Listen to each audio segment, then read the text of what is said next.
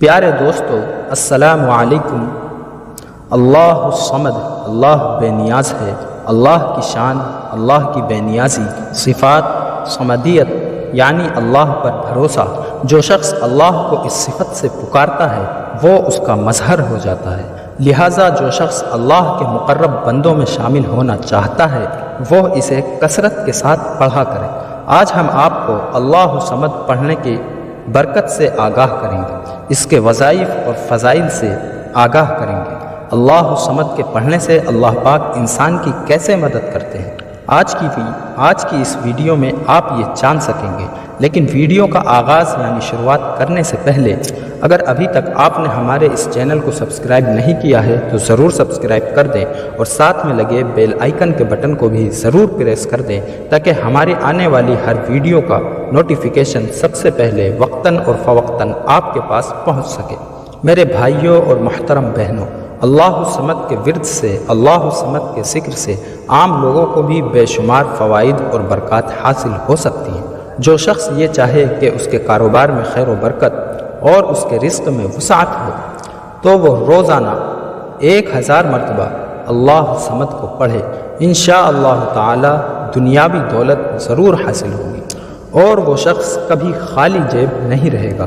اگر کوئی دنیا کے مکر و فریب اور دھندوں میں مبتلا ہو اور اس سے چھٹکارا پانا چاہتا ہو اور سکون قلب چاہتا ہو تو اسے جمعرات اور جمعے کی درمیانی شب میں یعنی جمعرات گزارنے کے بعد جو رات آئے، جمعہ کی صبح ہونے سے پہلے، وہ اس کا ذکر ساری رات ہی کرے، اللہ الصمد کو ساری رات پڑھے۔ عجیب و غریب فرحت اور سکون محسوس کرے گا۔ جو شخص ہر نماز کے بعد صرف 33 مرتبہ اللہ الصمد پڑھ لے گا وہ انشاءاللہ تعالی اجر عظیم پائے گا۔ دنیا اس سے پیار اور محبت کرنے لگے گی، لوگوں کے دلوں میں اس کی عزت اور اس کا احترام ہوگا۔ اور جو شخص تہجد کے وقت 500 مرتبہ پڑھے وہ دین اور دنیا میں سکھ اور راحت پائے گا اور اپنی زندگی میں خوشی اور خوشحالی پائے گا اور پریشانیاں اس سے دور رہیں گی۔ اور اگر کوئی شخص 1 کروڑ مرتبہ پڑھ لے پھر جو وہ اللہ سے مانگے گا وہ ضرور پائے گا۔ اگر کسی بچے کو سبق یاد نہ ہوتا ہو تو یہ آیت 7 مرتبہ پڑھ کر پانی پہ دم کر لے اور 41 دن تک ایسے ہی پانی پر دم کر کے اس کو پلاتے رہیں، انشاءاللہ وہ پڑھائی کی طرف راغب ہوگا اور بہت جلد ہی اس کو سبق یاد ہونا شروع ہو جائے گا۔ اللہ الصمد اور انمول خزانے کی کرامات۔ ایک بہن کہتی ہیں، میں بنگلور شہر میں لیڈی ہیلتھ ورکر ہوں۔ ایک بار ایک گاؤں میں بچوں کو پولیو کے قطرے پلانے گئی۔ ایک خاتون نے مجھے اپنی زندگی کا ایک سچا واقعہ بتایا جس کی میں نے گاؤں میں موجود کئی خواتین یعنی عورتوں سے تصدیق بھی کی یعنی پوچھ تاچھ بھی کی۔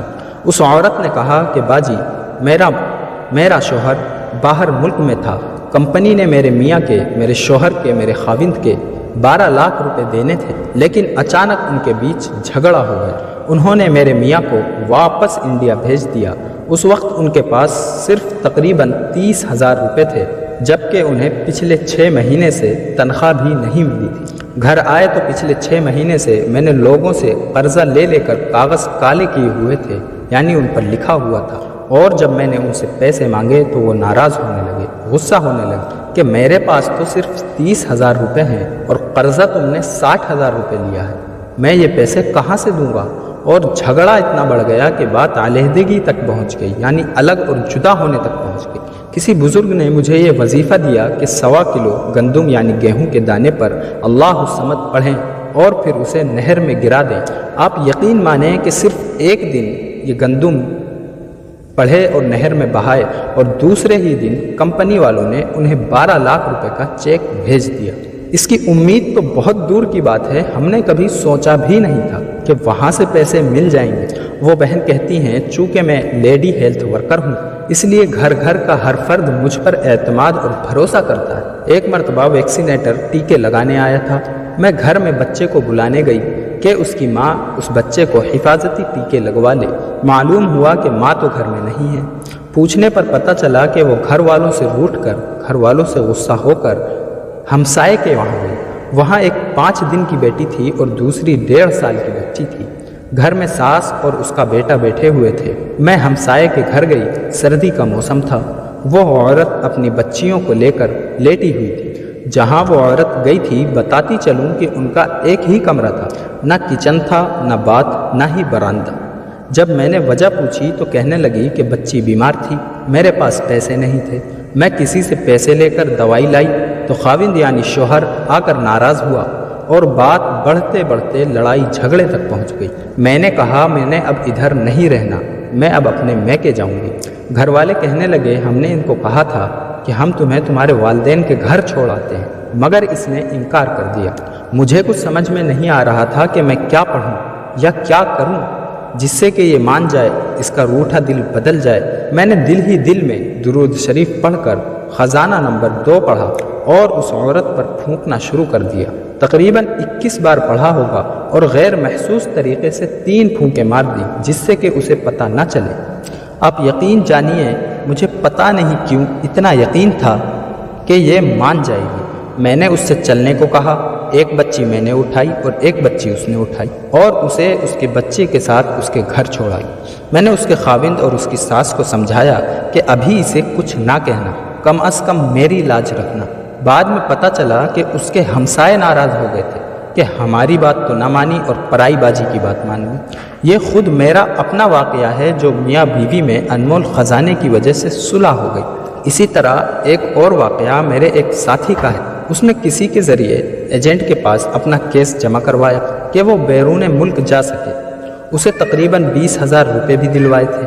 6 مہینے جب گزر جانے کے بعد اس کا کام نہیں بنا، میں خود پریشان ہو گئی تھی کہ نہ ہی تو کام بنا اور نہ ہی پیسے واپس ملے۔